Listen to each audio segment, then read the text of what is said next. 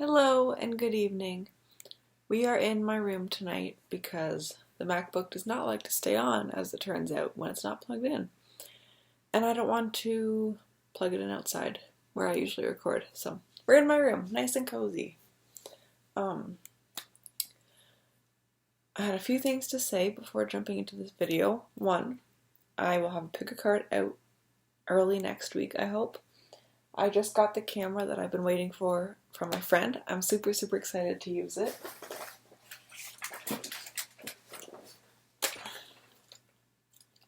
This is what it looks like. It's so much more than I was expecting, but it also has a screen that I can flip inside out and use like a real recording camera.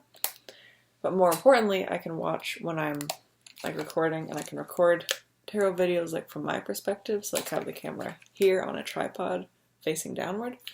So that's what I'm waiting for, is to use this so that I can record a tarot reading. So expect that early next week. The thing that I'm waiting for is just the memory card for it. I need to buy one this weekend probably when I go. So tarot readings coming soon next week, hopefully, once I have a memory card, and better quality videos too, because we got a camera. Because I know that the Mac isn't the best quality still. It's quality, it's something, but it's still not the best quality. So yeah, this will be super helpful. So I want to get that out of the way first. Secondly, I feel like I had another point. I don't really remember it, but yeah, that's what we're waiting for in terms of tarot videos. Oh yeah, the second one was just that. I know it took me a week to record another video. I've just been super drained with work because a coworker's been sick, so I've been working longer hours than usual. But today I just worked my 5 hours, which means I have time to record, even if I'm too lazy to record in a nice lighting spot, or even grab my mic. So I'm just speaking into the laptop mic, so it's good enough. Anyway, and I'm not wearing glasses either because the reflection of the light in my eyes is really bad, so I want you to be able to see my eyes in this video. Moving away from the good topics, I wanted to record this video. It's on my list of videos that I wanted to make, and I figured better now than never. So yeah, I wanted to record this video in order to hopefully help people that are going through similar situations, or in order to just kind of let you know my experience with this type of situation, in case you ever need knowledge like this. So, if you can't tell from the title, this is a video about like rape kits and sexual assault. So, if you are sensitive to those topics, please do not watch the rest of this video. Click away, go watch something else, something more lighthearted. And if you aren't sensitive to this topic, or you're going through a similar situation and you kind of want to know next steps, then feel free to keep watching. But yeah, that's the focus of today's video. And I probably shouldn't cry during it because it happened a while ago, so I'm pretty, not over it, but like, it's not really something that I feel like I need to cry over anymore. But likewise, I might cry, so if I do, I'm really sorry. I'll try not to, though. But this is kind of my story, just with experiencing like a rape kit and having it done, and maybe I'll touch a little bit on I will touch a little bit on the circumstance leading up to why I had to get it done. But I just want to let my experience be known about this, only because I know when I was going into it, about to get it done, I was really not scared, but like partially scared, to be honest. I was really nervous, I was really anxious, and I didn't know what to expect, and I wish somebody could have told me what to expect. So yeah, and also keep in mind, this is from a Canadian, specifically Ontario, perspective. I don't know how things are different in other provinces. I don't know how things are different in other countries, but I am from Ontario, I'm Canadian, and that's what I'm speaking from. So, let me get all cozy. My blanket. I'm in a super old shirt. I've had this shirt since I was like 14, so it's like 6 years old. But anyway, back when I was in university, I was living in like a little apartment that my university my university like owned these like apartment style residences. So the apartment had like one living room, one kitchen, one bathroom, and then like 3 bedrooms and 5 people living in it. One was like a single room and then 2 double rooms. So I had one roommate who was, well, both my roommates are pretty awesome, but my one roommate that I moved in with originally, that I was really excited to live with, she dropped out of school, unfortunately, and went back home with her parents, which is totally understandable. I mean, we all go to school at different times and stuff, and I mean, I dropped out a couple months later, so like, that makes sense. I don't blame her for that. I miss her though, but after she left, the girl who was living like in the room next to me, she moved into my room so that 2 new people could move into that room because her roommate had also dropped out and moved back home. So we moved into the room together. And she ended up getting this boyfriend who I had previously engaged with in a sexual manner. Not that really matters, but I had. So we had that kind of history there. So when he started dating her, it was kind of uncomfortable-ish at times, you know, because he would sometimes make like not great comments towards me, you know, like just kind of just sexual comments. And I was like, please don't say that when you're dating my roommate. That's weird. I'm uncomfortable with this situation. But I also didn't really have the same guts that I do now. I mean, even now I don't really have those guts to say, hey, stop, please. But especially then I was like, whatever, it's harmless comments. He's dating my roommate. Whatever, who cares? Like, nothing's gonna happen, right? But then something did happen. Because he's not a great person. Yay!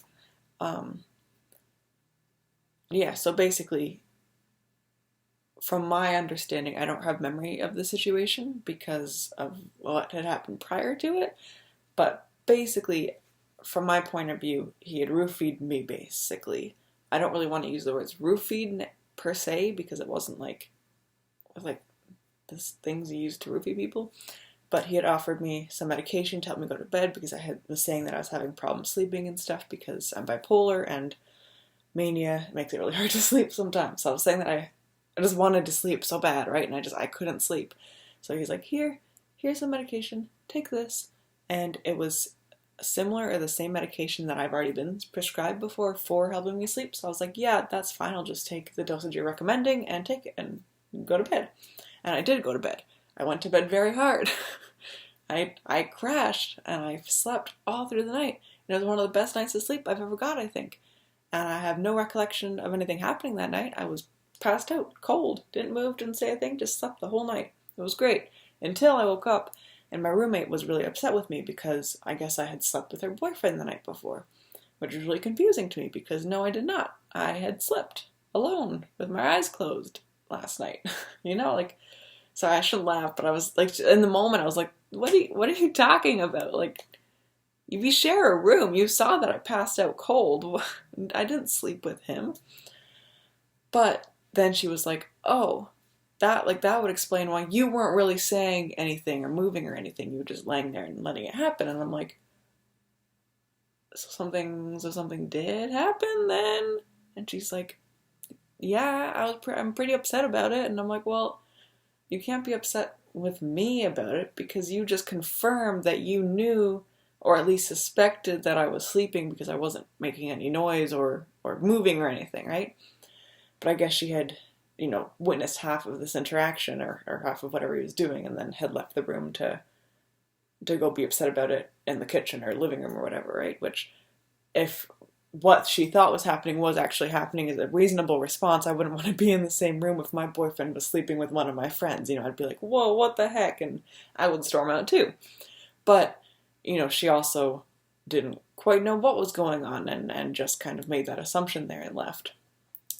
Because what, you know, had really happened was that he had given me medication to put me to sleep and then took advantage of me while I was sleeping, which is not a cool thing to do. Especially, I mean, I shouldn't say especially not if you're with your girlfriend, but like, I don't know, like he's clearly a scumbag in many, many different areas of his life, right? Like, in many different ways was he really shitty in this situation.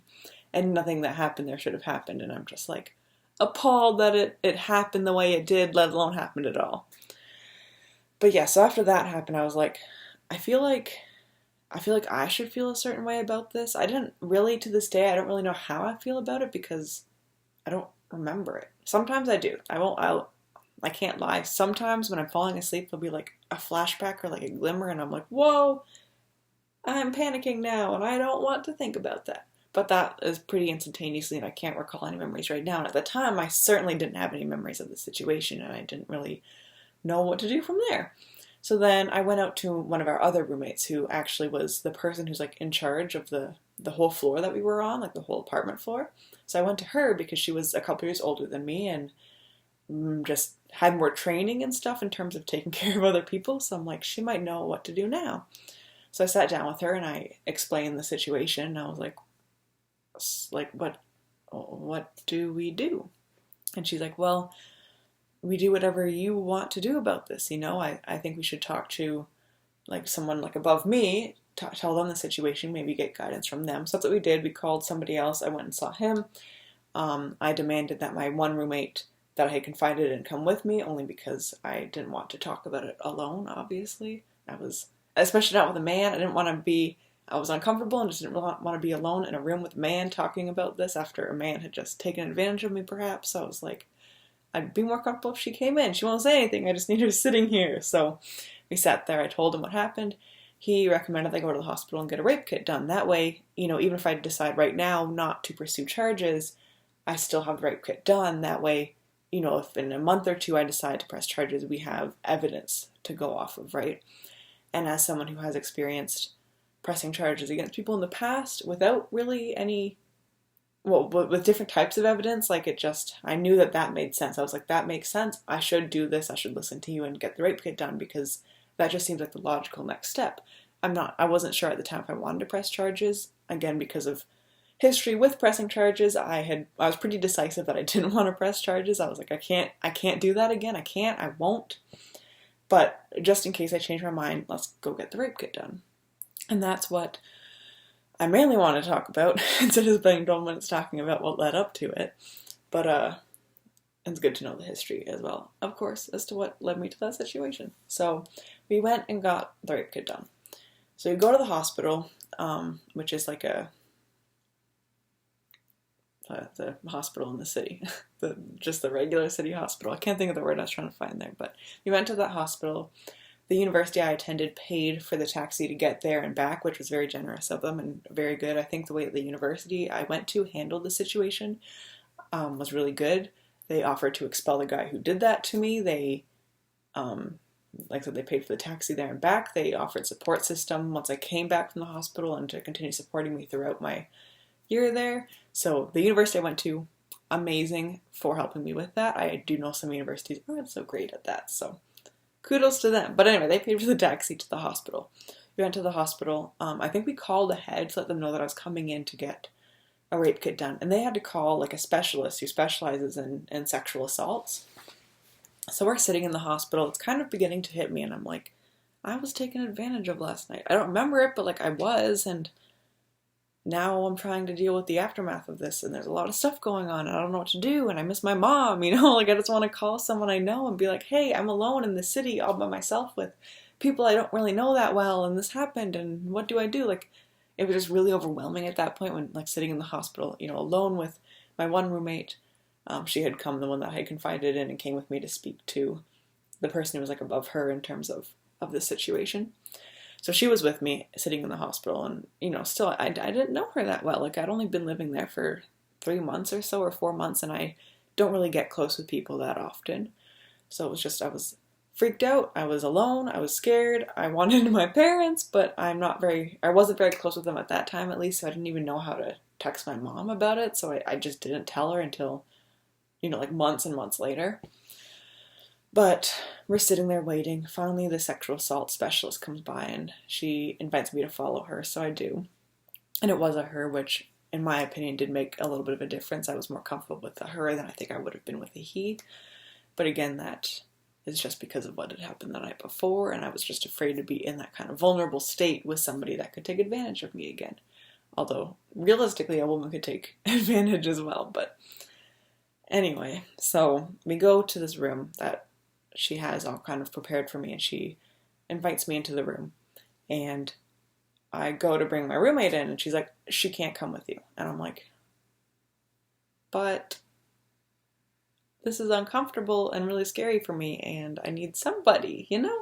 You're a stranger. I would really like my friend with me.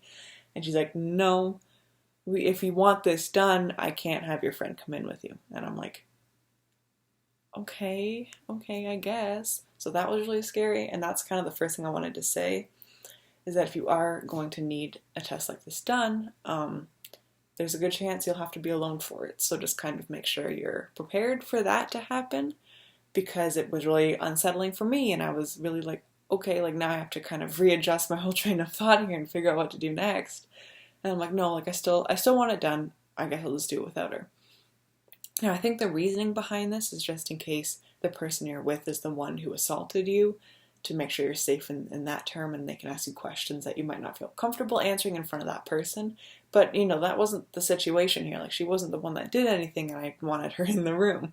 But like I said, I understand they probably have protocols about that, right? But just thought that other people in those situations should be warned that if you bring a friend, you can't bring them the whole way. So likewise, though, if it is a partner that you're bringing with you and that person is the person who did hurt you, know that they won't let that person in with you, so you can talk freely and openly to the people that are doing the test. But that's my next point. So I go in, and there was people, not person, people.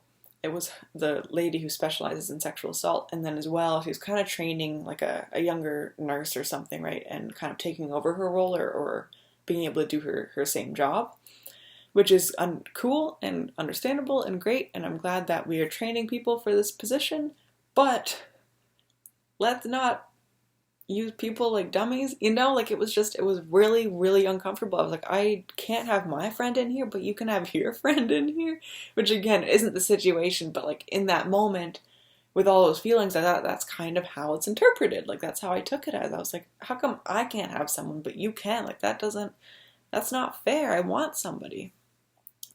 So then she does ask me permission if it's okay to have this person continue watching and be there throughout the whole process, because it's a nurse that's in training. And I was like, I guess, like, I don't want to impede on somebody's training by saying no, and I don't know how often you have to do rape kits, so what if this is her only chance to see one done before she gets this position? Like, I'm not gonna stop her from that.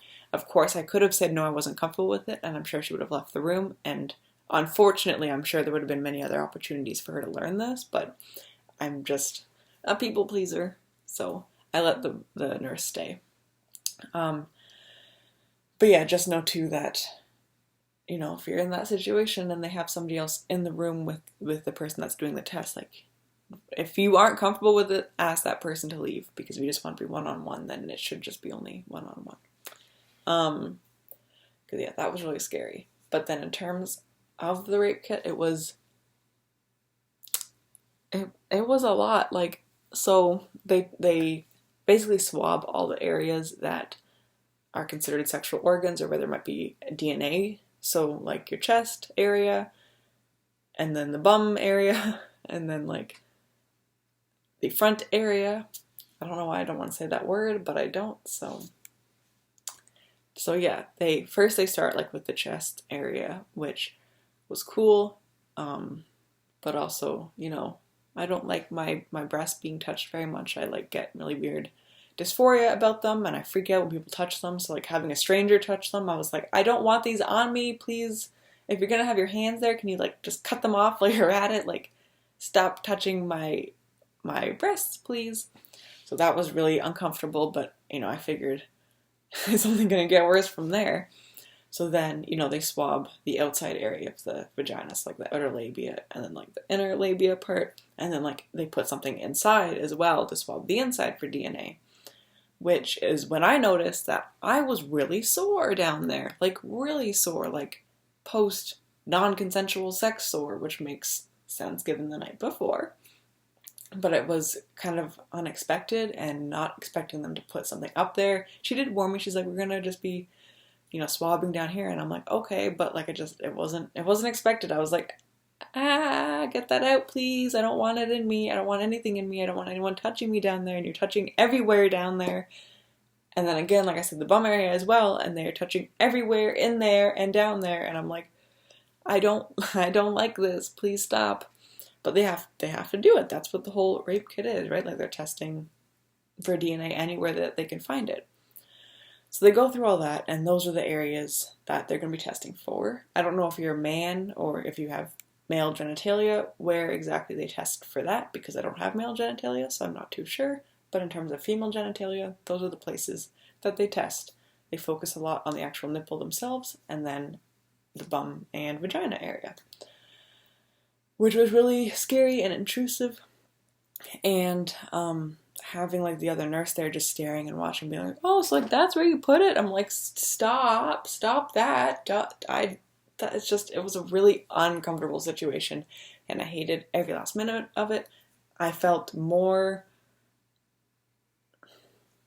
I can't think of the word, but like I felt more like abused in a sense than I did before I had it done. Probably again because I didn't remember the night before and I didn't really have many bruising or anything. I think I had some bruising on my thighs, but that was it. And that could have really been from anything. It's probably from that, but like it could have hypothetically been from anything, right? So it's not like I felt or had any noticeable marks or anything from the night before, except for, as I realized once I was in that situation, having a very sore vagina.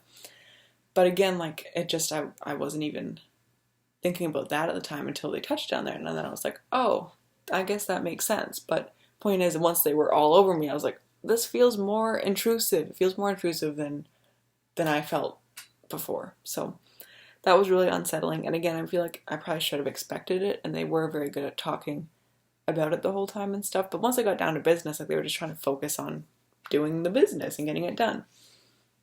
So that's just something you should know as well when you're going, if you have to get this procedure done as well. And then when they were done, they also gave me some like drugs or whatever to take in terms of like getting rid of any STDs or anything that might have been passed on. They didn't test for anything, but they were like, just take these just in case we did catch anything. This will get rid of it right away. And I was like, perfect, thank you. And then I asked, so from what you just did, what you just tested, like, I know you can't test for DNA right in front of me, but like from what you saw, do you think something did happen last night? Because I was still unsure. Like I had no memory of it. I just went off my roommate's memory of it, and you know she was back at the apartment with her boyfriend still. Like I didn't know, you know how trustworthy that information was. So I was just like, do you think something happened? Because I just needed a little bit of confirmation that I wasn't just doing this for no reason. And she goes, oh, we can't legally tell you that. And I was like, but you just stuck a swab of my vagina and my asshole. Like you're telling me you can't tell me if you think something happened? Like I'm not even asking for like medical confirmation something happened. I'm just saying from what you see or from what I told you, give me a little sprinkle of validation here that something might have happened and that I, you know, at least am not totally crazy in thinking about pressing charges, you know? And she's like, no, like we, you know, for legal reasons, we can't tell you anything. It's just something that you'll have to find out if you press charges. If you press charges, then they'll talk to you about the results of the test. And I'm like, okay, so I have to press charges before I even find out if anything happened? Like, that makes it that much harder for me to make a decision on whether or not I want to press charges, because if nothing happened, I don't want to press charges. Of course. Why would I do that if he didn't do anything? But likewise, if he did something, then maybe I do want to press charges because I don't want him doing it to anyone else. So I was really upset that they couldn't tell me. And then I think I probably started to cry a little bit, which, I mean, I cry really easily. I've almost cried like 5 times while talking about this, so. But, I think I started like crying a little bit, and I'm like, look, my vagina hurts, I'm sore, I have bruises on my thighs, I want to go home, you couldn't let me have my friend in here, like, I just want to know, do you think something happened or not? And finally she's like, okay, well, for legal reasons we can't tell you, however, from the swelling of the labia and the bruising, I do believe that you were taken advantage of, you know, this previous night, or early in the morning or whatever, right? And I was like, thank you. That is all I wanted to hear. I don't know why it was so hard for you to just, confirm it in some sort of way, right? Like I said, it could even just be like, oh, well, the story you told me sounds like it definitely seems like something may have happened, or you may be under the impression something happened, which would have been good enough for me. That's the validation I needed. So that was really unsettling for me to have potentially never known if something happened or not. And even now, I'm like, she could have just been saying that just to appease me. She could have just been like, okay, I'm going to tell her, I'm just going to confirm these fears just because she won't leave me alone about it. But yeah, that was that. And then they told me that I have up to 6 months or 12 months, I think it was 12 months, to press charges if I wanted to. And then after 12 months, if they haven't heard anything from the police, they will be getting rid of the DNA samples and stuff. And I was like, okay, that is good to know. I will be on my way to consider this. And then I went home and then I cried a whole bunch. And yeah, that was that whole situation.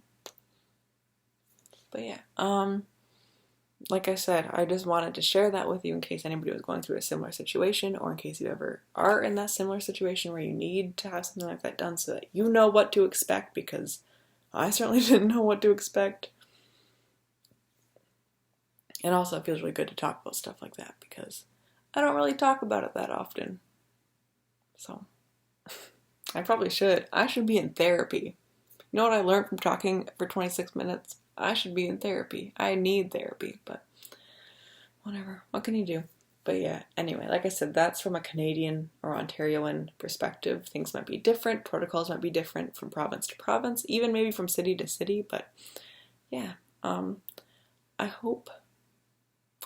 I don't hope you enjoyed this video. I don't. So I hope that you found what you were looking for by watching this. And I hope you have a very lovely rest of your night. And I'm going to sign off. I intend to record a video tomorrow if I'm off at 3. And again, it won't be a tarot video. Those won't be out till next week. But I'm probably going to do a more upbeat personal video on the best dates that I've been on. So stay tuned for that.